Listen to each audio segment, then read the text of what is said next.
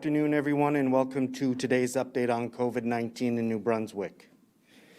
Speaking on behalf of the province today are Dr. Jennifer Russell, the province's Chief Medical Officer of Health, and the Honorable Dorothy Shephard, Minister of Health. Bon après-midi tout le monde et bienvenue à cette mise à jour sur le COVID-19 au Nouveau-Brunswick. Les porte-paroles aujourd'hui sont la médecin hygiéniste en chef, la Dr. Jennifer Russell, et l'honorable Dorothy Shephard, ministre de la Santé. Dr. Russell.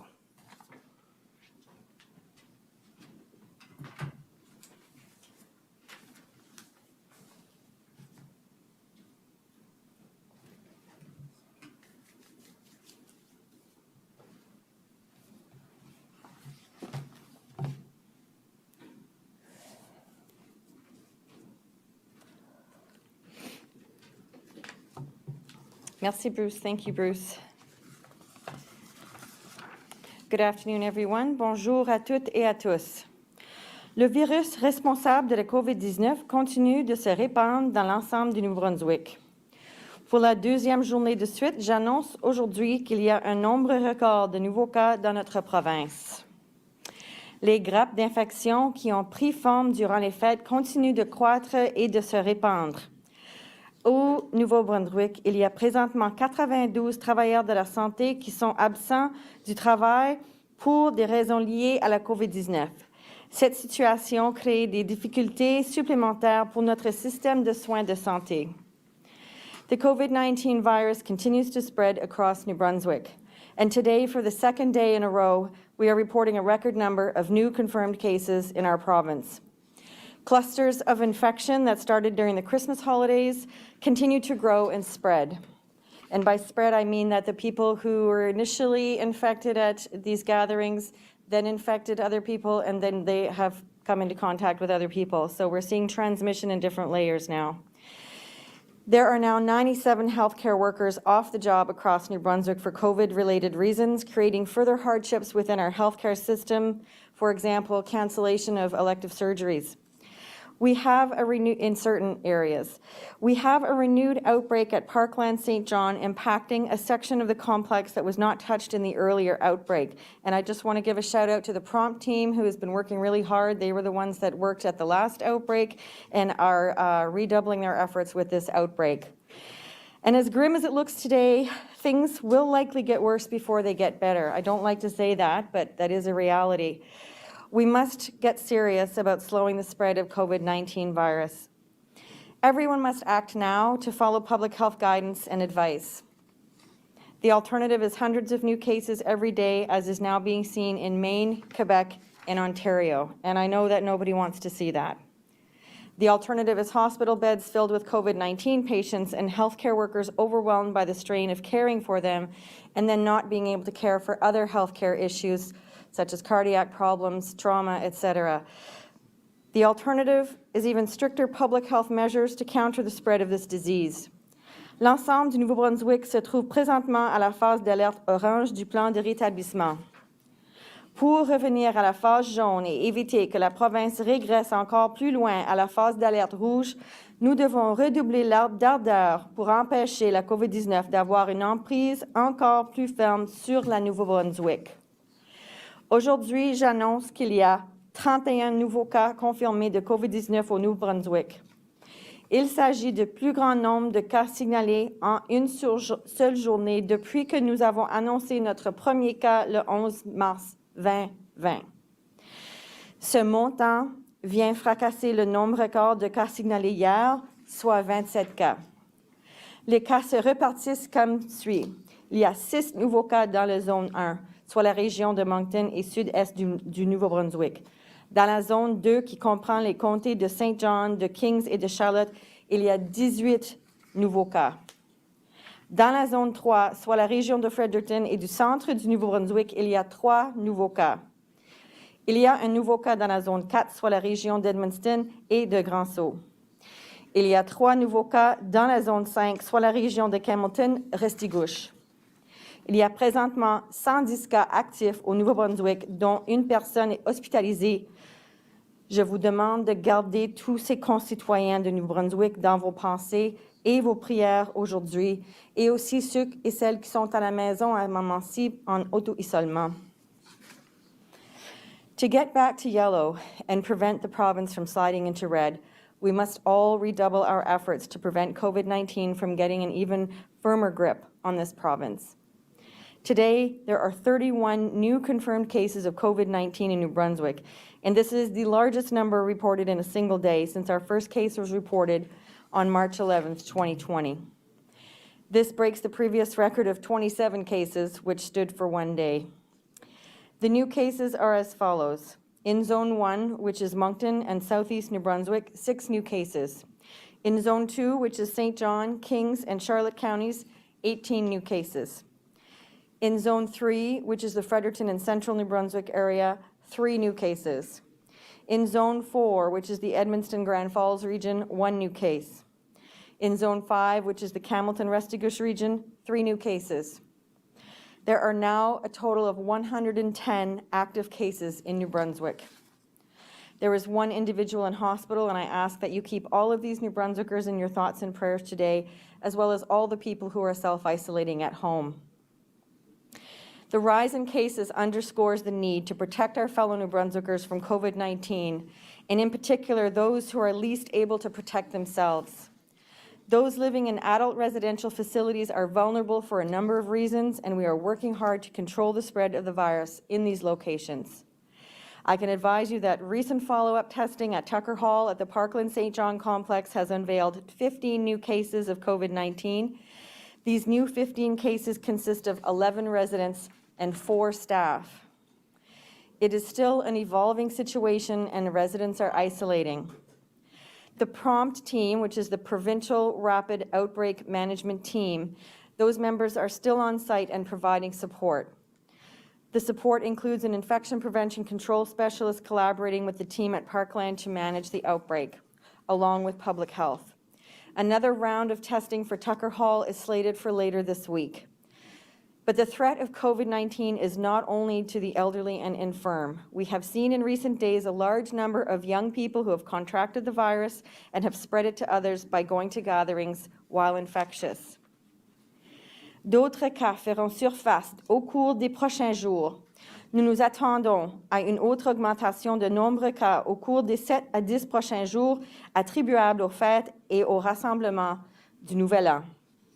Je sais que la grande majorité des citoyens du Nouveau-Brunswick respectent les directives et les consignes de santé publique. In the coming days, there will be more cases. We expect there will be another spike in infections over the next week to 10 days, resulting from the New Year's Eve parties and gatherings. I know that the vast majority of New Brunswickers are following public health direction and guidance. I know that many of you have made personal sacrifices over the holidays to keep yourselves and your families safe, and I thank you for that. Many of you did not participate in long-standing family traditions to keep COVID-19 at bay, and I thank you for that. Many of you stayed at home when a winter vacation in the sun would have been more pleasant, and I thank you for that. Many of you had Zoom calls with faraway family, friends, and loved ones that you would rather have had seated at your holiday table, and I thank you for that. For all that you have done, you have my gratitude. But we must do more, and no one can be exempted. Bon nombre d'entre vous sont demeurés à la maison, même si des vacances hivernales au soleil auraient été bien plus amusantes. Bon nombre d'entre vous ont pris part à des appels Zoom avec des êtres chers qui habitent loin, plutôt que de les avoir à table près de vous pendant les fêtes. Je vous suis grandement reconnaissante pour tout ce que vous avez fait. Nous devons cependant tous en faire plus, tout sans exception. Everyone must strictly follow public health directions to keep the virus from spreading. Everyone must wear a mask in public places and maintain physical distance from one another. Everyone must avoid all but the most essential travel to other parts of New Brunswick and elsewhere in Canada and the world. Everyone must make themselves aware of the symptoms of COVID-19 and stay at home when symptoms emerge, no matter how mild they may seem. If you think you may have contracted COVID-19, get tested. Our testing lab has the capacity to conduct more tests than have been sought in recent days, so do not hesitate. Si vous croyez avoir contracté la COVID-19, faites-vous tester. Notre laboratoire de dépistage a la capacité d'effectuer un plus grand nombre d'analyses que ce qui a été demandé au cours des derniers jours, alors n'hésitez pas. I understand that people are tired of the COVID-19 virus, but the virus does not get tired. We must now dig deep and find the resilience that we all require to keep going. This is the challenge that stands before us, to keep the virus at bay until enough of us have had the vaccine that will bring this pandemic to an end. That day will come, but to get there, we must all work together, a little harder, sacrifice a little more, and look after ourselves and our loved ones with greater vigilance. We have done this before, and we can do it again, but we need to do it together, everyone doing their part. Nous avons déjà réussi à le faire et nous pourrons réussir à nouveau. Nous devons cependant travailler ensemble. Tous les citoyens doivent s'atteler à la tâche. Merci beaucoup.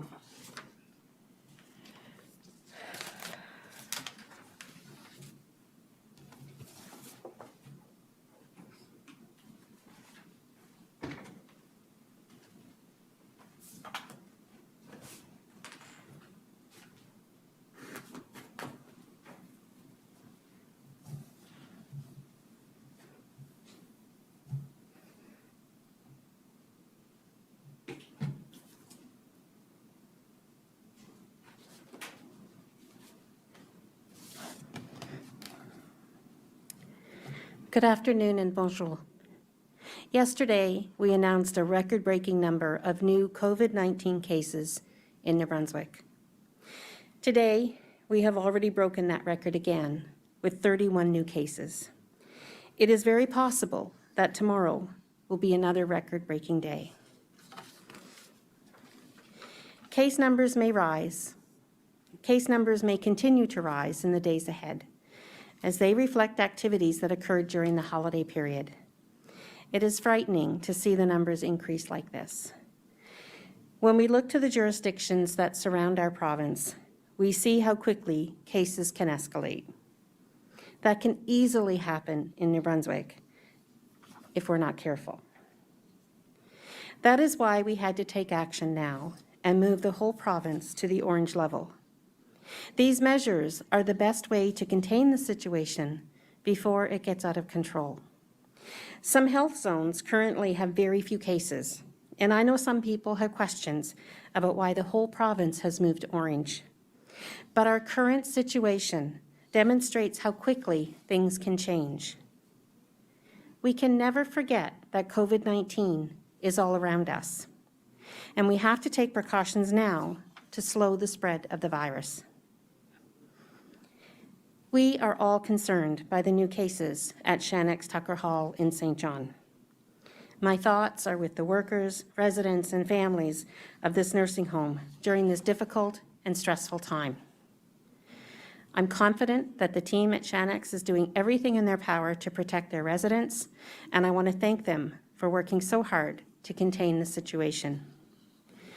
We are continuing to roll out our vaccination plan this week, focusing on priority groups, including nursing home residents and workers. We are well prepared to administer vaccines to tens of thousands of New Brunswickers weekly. And that's exactly what we plan to do as soon as large numbers of the doses are made available to us by the federal government. As New Brunswickers begin to receive vaccines, we can see the light at the end of the tunnel, and I know we are all tired of living with restrictions. But now that New Brunswick is orange, we must stay within our single household bubble, we must practice physical distancing, and we need to wear a mask in public spaces, including outdoor spaces when physical distancing is not possible. If we obey these simple measures, I'm confident that we can quickly get New Brunswick back on track. By now, we are all familiar with these rules, but they will only work if we take them to heart and we follow them. We have moved out of red and orange levels over and over again since March, and we've done this by working collaboratively. We have had a great deal of success in keeping our cases low and protecting New Brunswickers, and we should all be very proud of what we have achieved. More vaccines are coming, but for the next few months, we must continue to be patient. We must continue to follow the rules that are in place. New Brunswick is an example to other regions across our country and around the world of what can be accomplished by working together. I'm very proud of how far we've come, but now, more than ever, we have to step up to protect our neighbors, friends, and family. The whole world is watching us. Let's show everyone what we're able to accomplish. Let's all do our part to get New Brunswick back to yellow as quickly as possible. Thank you. Merci.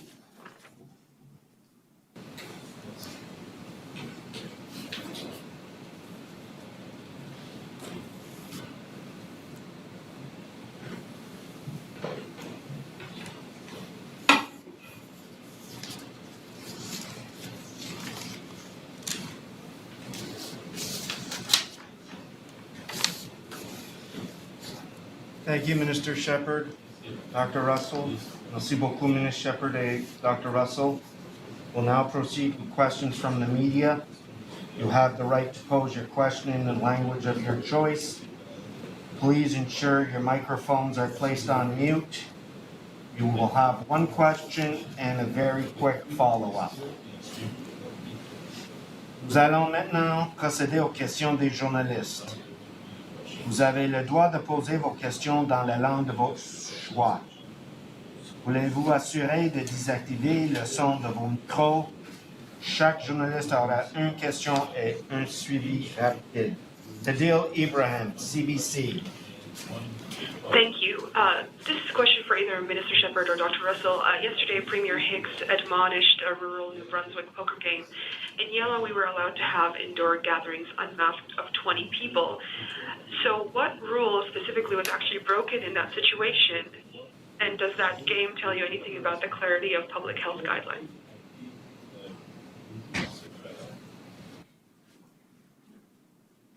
So I'm going to say that I'm not quite sure when that outbreak was and if it was actually in a yellow or an orange phase. So our message is always consistent. Keep your contacts small. If you're showing symptoms, please don't expose yourself to other people. Get tested. Those are the things that we're really trying to convey. Thank you. Thank you. Ms. Ibrahim. My follow-up is for Dr. Russell. Right now we have, sorry, Dr. Russell, were you going to say something? No, she's waiting for your Okay. follow-up. So right now we have an outbreak in a nursing home and 31 new cases in one day. So what will it take to go to red in terms of single day jumps and locations of infection? Well, that's something that we're going to monitor on a daily basis. So between the epidemiology team and the medical officers with the public health team, we're all going to be, again, monitoring that situation right now. Obviously, the prompt team had success getting the last outbreak under control relatively quickly. So again, we're going to do our best to do that again. And yeah, we will keep monitoring the situation and looking at mostly it'll be around the hospital capacity, and so that's probably the most important thing that we're going to be monitoring at this point in time. Thank you, Doctor. Thank you, Ms. Ibrahim. Laura Brown, CTV. Hi there. I'm wondering at what point are you guys looking into or considering rapid testing or rapid test clinics at this point? I have heard people asking that question, and when I talk to my team, there isn't really a setting where we would do that, other than if it's directed at individuals in a certain situation by public health.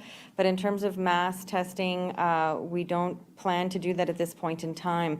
Other situations where we have done it is where we were very suspicious of community transmission. In this Zone 5 outbreak, we did that. At this point in time, again, there would be specific situations that public health will direct that to happen. And when we talk about that kind of testing, it means that people are asymptomatic. But in most of the cases, we're really able to do the contact tracing, get people to stay put at home and do their self-isolation, and we're testing those people on day 10. And that's been working for us right now. I think if something changed and we saw that there was some community transmission that we really couldn't nail down, then we would look at that. But as of this point, we're not considering that. Thank you, Doctor. Ms. Brown, do you have a follow-up today? Wondering about the case origin. At this point, there's over 100 cases listed on the website that are under investigation. Do you feel confident that these clusters started with travel? Well, if you look back over the entire pandemic, over 95% of our cases have been travel related. So here, few and far between have been community transmission, and it can take up to 4 weeks to determine the actual source. There's a lot of backwards contact tracing that happens as well. So our contact tracers are working very, very hard at this moment in time. And I have mentioned before that sometimes they have to interview the same people several times to get all the information they need to put together the pieces of the puzzle. Because sometimes people actually don't remember the first time or the second time. So sometimes it's the third conversation that jogs people's memory. You know, we are aware that some people are feeling quite unwell when they are going through that questioning. And, you know, again, everybody's just trying to do their job, and it's challenging. But at the end of the day, so far, we have been successful at doing the type of contact tracing that we need to do to determine travel as a cause for COVID. Thank you, Ms. Brown. Michel Corriveau, Radio-Canada.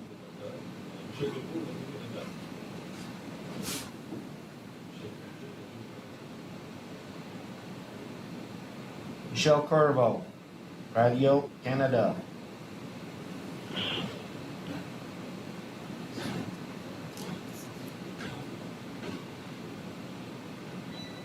Marie Sutherland, CBC.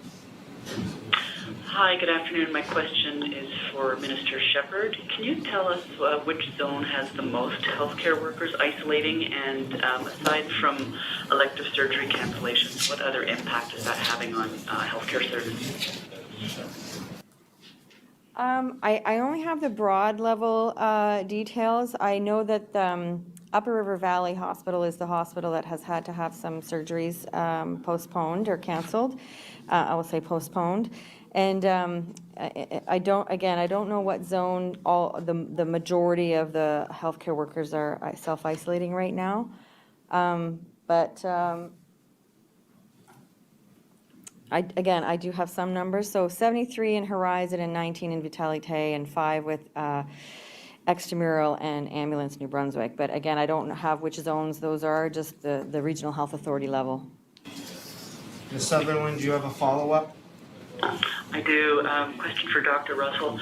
Longer lockdowns are being explored and recommended elsewhere. I'm sure you know Scotland yesterday announced a 1-month lockdown. There's been a Canadian Shield report that's advised longer lockdowns. They're saying that the economic pain is less than with repeated stop and starts. Are longer or more restrictive lockdowns something you're considering at all, particularly given that it's been said that there's a significant risk that COVID-19 is no longer under control in the province? Well, again, this is an evolving situation in terms of the number of cases right now and what we expect to see over the next 5 to 7 to 10 days. So, again, it's not easy to predict at this point how quickly we'll be able to get this contained. But what we do know is that over the course of the pandemic, through the first wave, through the summer, through the fall, each and every time we respond to outbreaks in zones, we have tried to tailor the measures to really target the risks. So the advantage that New Brunswick has had is taking a really close look at the data in terms of conversations with the regional staff around what they were seeing in terms of what was contributing to outbreaks. So when we saw that outbreaks were being caused by gatherings in Zone 5, we saw that's happening now. We saw some outbreaks being contributed to by people not wearing their masks at work. We addressed that. we saw that some outbreaks now are being perpetuated by symptomatic people attending gatherings. So we're addressing that now. So in terms of the balance between the restrictions and how severe those restrictions are, and the balance in terms of targeting the behaviors that will mitigate and address the risks, we've had a pretty good balance, and we've always managed to be able to have the measures in place in the orange phase from anywhere between 10 days to 4 weeks. And in between that, people have been able to function in the yellow phase quite comfortably. And so the only change right now in terms of that approach that I would consider is really, not even myself, in terms of the public health teams, is really around the new things to take into consideration around the risks, which include the UK variant and the risk to being able to continue to roll out our vaccine program as effectively and efficiently and swiftly as possible. But other than that, we have been comfortable with the changes that we've made over time around which measures, how stringent they need to be to manage the risks and contain outbreaks. Thank you, Ms. Sutherland. Thank you, Doctor. Travis Fortnum, Global TV. Hi there. My questions are also for Dr. Russell. Regarding the outbreak inside Tucker Hall, you mentioned cases are popping up in areas of the facility that haven't seen them so far, this outbreak. Are these cases linked to the ongoing outbreak, or how did they get started? Are you talking about the Tucker Hall areas? Yes. In Parkland, in that Shannex? Again, I don't have the information on all of that. I just know that the contact tracing is being done, the isolation and cohorting is being done. The prompt team is on the ground testing the staff and the residents every couple of days. So in terms of the process and the approach, that is still evolving, but again, reacting and responding to the information that we receive on a daily basis. Mr. Fortnum, do you have a follow-up? Yes. Yesterday, Premier Higgs said that we could soon see hundreds of cases a day. Are we going to see over 100 a day before things start to get better this way?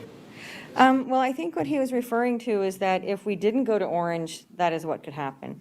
While we are in orange, could it still happen? Hopefully not. I think the one unknown at this moment in time is that we just still haven't seen the case numbers that we know are going to increase based solely on New Year's Eve gatherings. So when we factor in those extra cases in terms of where clusters and outbreaks are seen and how that can be managed at the same time as the ones that we're still managing from the Christmas time frame, because as we mentioned earlier, there's secondary transmission now from those cases. And again, that's why we keep looking at every 14 days being the incubation period. We're going to keep seeing transmission just between the cases where they hadn't self-isolated already by the time they had been diagnosed. So again, we want to get ahead of it and stay ahead of it. That's obviously the goal. But we're not out of the woods yet in terms of, again, seeing what's going to happen with the New Year's Eve gathering cases. And again, I expect to see those over the weekend. And so by Monday, I think we'll have a much better idea of where we are in managing the outbreaks and clusters right now. Thank you, Doctor. Thank you, Mr. Fortnum. Margot Castada-Acobari, Radio-Canada. Oui, bonjour. Cette question est pour la Dr. Russell. Je sais que vous avez répondu en anglais, mais j'aimerais y revenir en français, s'il vous plaît. Qu'est-ce que ça prendrait pour aller en zone rouge et considérez-vous annoncer d'autres mesures pour contenir ces éclosions? Ça dépend en ce moment-ci la manière que ça déroule au niveau des nouveaux cas, la situation avec les rassemblements de la veille de l'an en ce moment-ci. Et dans les prochaines 5 à 7 à 10 jours, on va voir un portrait de ces nouveaux cas en combinaison avec les cas qu'on essaie de gérer à ce moment-ci. Les choses que nous inquiètent le plus en regardant les différentes mesures, c'est vraiment si les impacts au système de santé sont très, très négatifs au niveau de soit la capacité au niveau des soins intensifs et les chambres et les lits qui sont disponibles, mais aussi c'est toujours un problème pour il y a beaucoup de travailleurs de santé qui sont impactés, soit parce qu'ils sont infectés avec le COVID-19 ou soit parce qu'ils sont en contact étroit avec un cas de COVID. Alors, si c'est le cas, ça veut dire qu'il y aura plusieurs travailleurs de santé qui ne seront pas capables de travailler et ça aura un impact sur la capacité de le système de santé. Si Dr. Margot, as-tu un suivi? Oui, en parlant du système de santé, pouvez-vous juste rappeler combien de personnes dans le système de santé sont touchées et combien au complexe Shanex sont impactés? Je sais en total, avec Horizon, puis Vitalité, puis Ambulance Nouveau-Brunswick et aussi le programme extramural, il y a environ 96 en total. Mais je ne sais pas exactement combien qui sont au Shanex, mais je vais juste vérifier parce que je crois que c'était sur mes notes.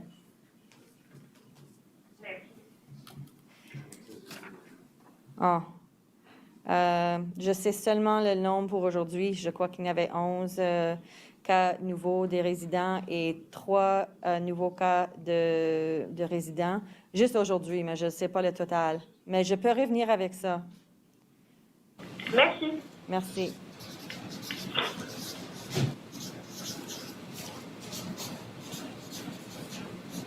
Et c'était 97, pas 96.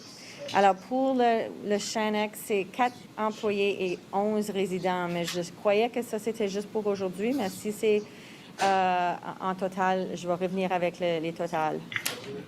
Mathieu Roy. Et pour les travailleurs de la santé, c'est donc 97. Oui, oui.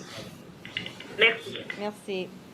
Merci, Margot. Mathieu Roy, comment l'Acadie Nouvelle? Bonjour, je crois bien que ma question est pour Dr. Russell.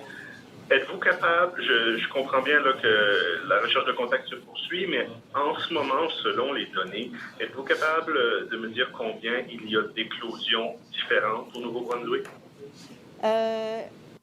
Ça dépend. Au commencement, il y en avait un dans la zone 3. Après ça, il y en avait 3 en total, un en zone 3 puis 2 en zone 1. Si on compte l'éclosion au Shanex, ça serait 4, mais je peux revenir avec cette information maintenant. Mais ça, c'est les plus nombreux de cas on voit maintenant, c'est la zone 1, 2 et 3. Monsieur Roy, comment as-tu un suivi?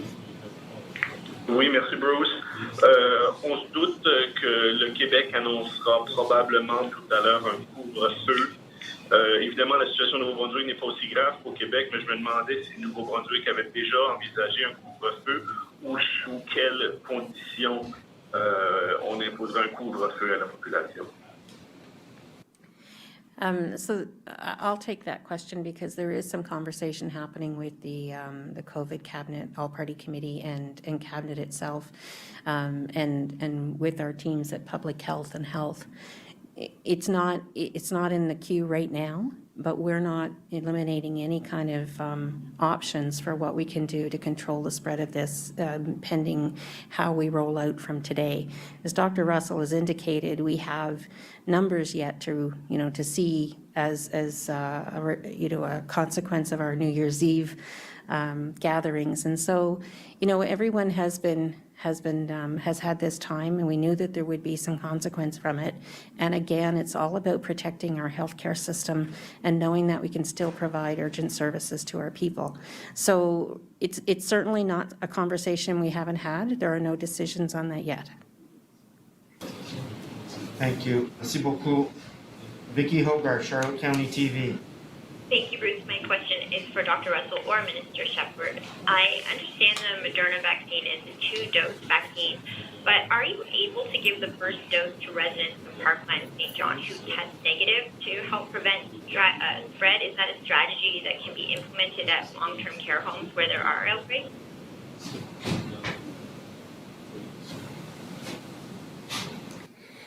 So as the vaccines are becoming available to us, we are planning clinics in the areas. With regards to the St. John area, we know that we're going to have clinics coming up in the week of January the 7th, I believe. We're receiving that, and then the clinics are a few days after that. So I can't tell you today if members of Shanex are going to be involved in that. I know nursing home residents are certainly going to be involved in that, and I'm not sure if Dr. Russell can add anything more to it, but we will certainly be rolling them out as quickly as we can.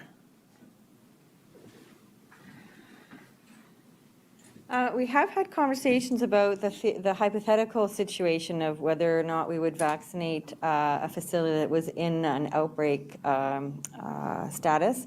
And I'm not sure how far we got with that. So I would have to come back to you. I don't think that's the case right now, that we would immunize when there's an outbreak. But again, I know that conversations have taken place, and so I can get back to you on that. Thank you, Minister. Thank you, Doctor. Ms. Hogarth, do you have a quick follow-up today? I do. I'm just wondering if you have an update on the next number of vaccines we expect to receive in the coming week.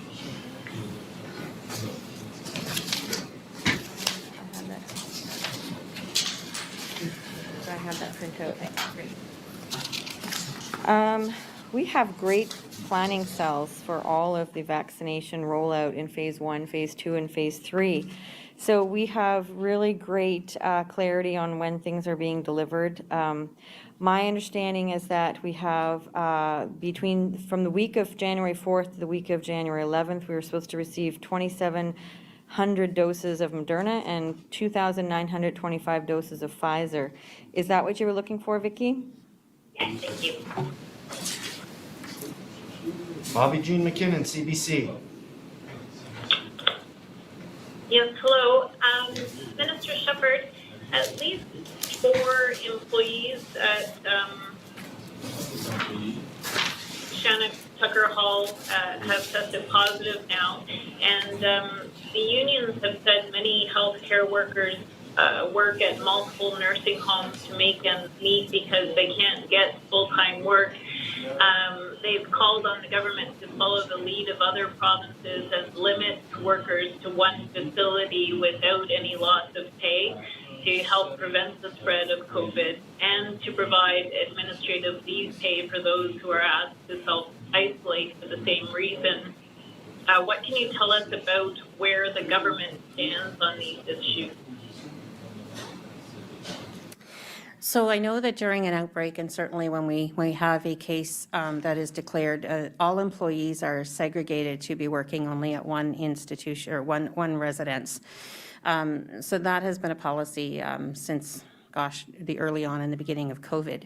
What I can tell you, what I really can't tell you is how far these conversations have gone, because as you know, social development would lead those conversations. But we will get you some information on that and get back to you. I'm just going to come back to this question around vaccinating nursing homes or long-term care facilities during an outbreak.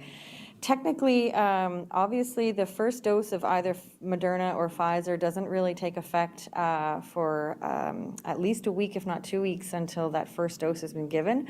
So in terms of protection, immediately during an outbreak setting, that you wouldn't be getting that kind of protection. That's not to say that it's not important to vaccinate people anyway, despite the outbreak, but it certainly wouldn't be as a protective measure for that particular outbreak that was happening at that time.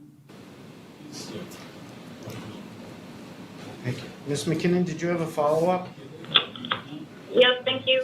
Dr. Russell, you and Senior Higgs have said repeatedly that most New Brunswickers are compliant and that it's simply not possible to enforce the rules completely. How optimistic are you that being in this stricter orange level of recovery will actually help stop the spread? Well, it's worked in all of the other outbreaks, so that's one thing that we're optimistic about. But certainly, as Minister Shephard pointed out, that again, this is a unique situation in terms of the number of cases, record-breaking cases around the province, happening just after the holiday period, worrying about the UK variant being introduced to New Brunswick at any time, as it is in 30 different countries around the world. So, you know, yes, orange has worked in the past. Will it work this time? I don't know. We have tried to match our stringency measures and direction with the risks that are identified. So we will continue to do that.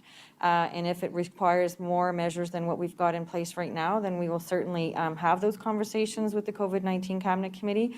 But it is an evolving situation, and we are very concerned right now about it. And whatever everybody needs to do on an individual basis, we really do need people to dig deep and do the right thing, no matter how difficult it is right now.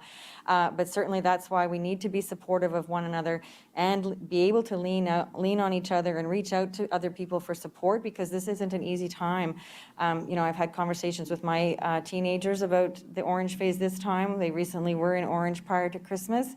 They try to roll with the punches, but everybody's different and everybody's in a different place, and this affects people in different ways. So we do have to be sensitive to that, while at the same time understanding that this is a very serious situation that could rapidly change, and the numbers can go up exponentially in a very short amount of time. And I think that's the part where we don't want to instill that much fear that people are terrified, but honestly, the numbers can go so high, we can look like other provinces and jurisdictions and countries, and we just don't want to do that. So we want to do everything possible to avoid that, again, while trying to maintain the economy, while trying to protect people's mental health, while allowing children to go to school, et cetera. So we have some balances and checks in place right now. We're very hopeful that this is going to get things under control in a very swift manner. And again, all we can do is keep monitoring and making decisions based on new information that we receive. Thank you, Doctor. Thank you, Ms. McKinnon. Elizabeth Fraser, CBC. Hi there. My question is for Dr. Russell. Ottawa's medical officer of health is stating that she wants masks to be mandated outdoors as much as possible. New Brunswick has adopted this for areas in orange zones for more than 3 months. Has it worked so far, and would you recommend other provinces like Ontario follow suit? Well, all the information that we've discussed throughout the pandemic has really been a collaborative effort and conversation at the national level with our counterparts at the Public Health Agency of Canada, Health Canada, as well as all the chief medical officers of health in the country, and our teams on the ground in each jurisdiction. The benefit of those conversations and the technical information that we're able to share with one another is that we do have the ability to tailor that to our own risks and our own epidemiology, et cetera. So for us, outdoor masking was really important when we identified risks of gatherings that were happening outdoors where people weren't really again, we were trying to address the risks that we were seeing in our province in terms of outdoor gatherings, et cetera. So again, I can't speak for other jurisdictions. I can just say that we get really great information shared amongst the provinces and jurisdictions through those regular meetings. All that technical information is shared around the benefits and the science and what is supporting that kind of evidence. But again, every jurisdiction has the ability to tailor that, take that information and tailor their approaches based on their own jurisdiction's epidemiology, et cetera, and risks. Thank you. Did I give her a I have another question for Dr. Russell. What data do you have to back up statements that a large number of young people have been gathering and spreading the virus?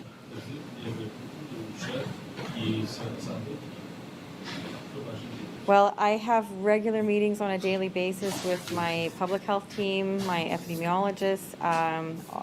We all have conversations around what they're seeing in the regions, around what is contributing to the outbreaks. And that's the best way for us to be able to communicate the risks to the public. And we do know that the testing numbers had been low over the holiday season. We do want to get the testing numbers back up. We do want people to be aware that if they have mild symptoms, they really need to get tested. And when we do our risk assessments, we do look at patterns of transmission. These inform our decisions and discussions on many different levels on a go-forward basis, because we factor in what it is that we need to do moving forward. You know, prior to Christmas, the Christmas holiday season, Halifax was seeing community transmission and a lot of cases in the younger population between ages up to age 39. So that was definitely happening. At this point in time, we're seeing cases across many age groups, you know, and each age group has its unique features and risks and different ways of managing and mitigating. So we're just, again, really trying to address the risks, really trying to help people understand what they can do individually and collectively to stop the spread of COVID at this moment in time. Thank you, Ms. Fraser. Savannah Odd, Telegraph Journal. Hi there. I'm not sure who my question is for, actually, either of you. Dr. Russell had mentioned hospital capacity concerns and 97 healthcare workers who are isolating now. In terms of the number of staff isolating, at what point do we need to worry about capacity for COVID care or regular care at hospitals becoming insufficient? So I'll take that one, Savannah. You know, the RHAs have a really good handle on this, and they're monitoring it. Back when we had the outbreak in St. John, I think at one point we were 108 staff that were out throughout Horizon, and you know, Horizon and Vitalite actually partnered up and supported each other during that time. And I think that the RHAs have a good working relationship, that they make sure that staffing is a good complement. The elective surgeries, things like that may have to get postponed or rescheduled are a natural thing that could happen when any healthcare system has been compromised with resources, human resources. So I think will be ongoing. It will change from time to time. I don't know what that critical number is, because it will depend on where it happens and to how much it affects, you know, a larger hospital or a more urban hospital.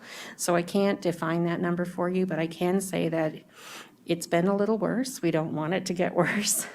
And I have confidence that the RHAs will keep us in the loop and help us to determine when things need to change. Thank you, Minister. Ms. Odd, do you have a follow-up today? I do. Thank you, Ruth.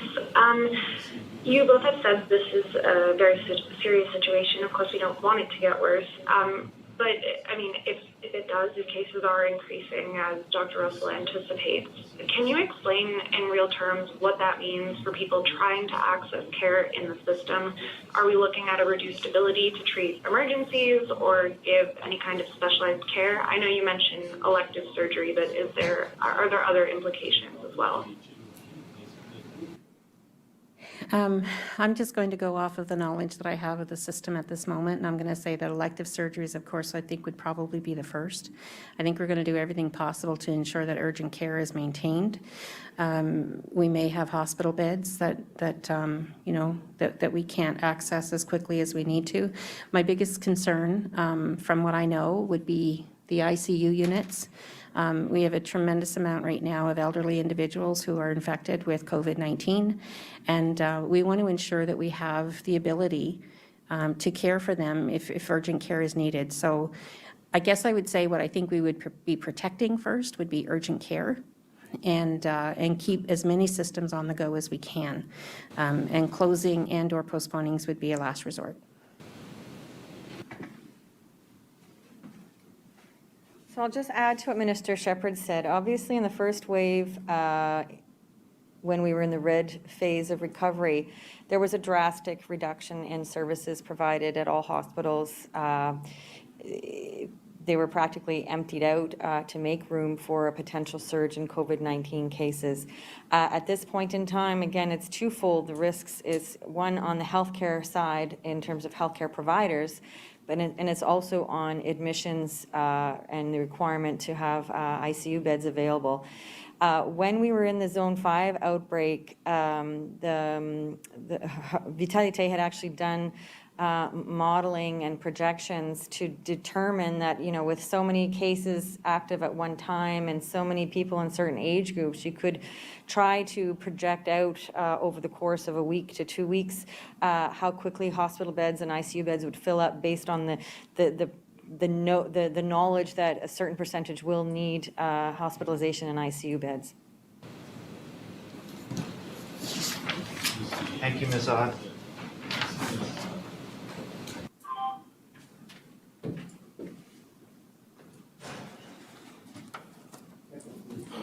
Voilà la fin de notre mise à jour. Merci beaucoup tout le monde. That concludes today's update. Thank you.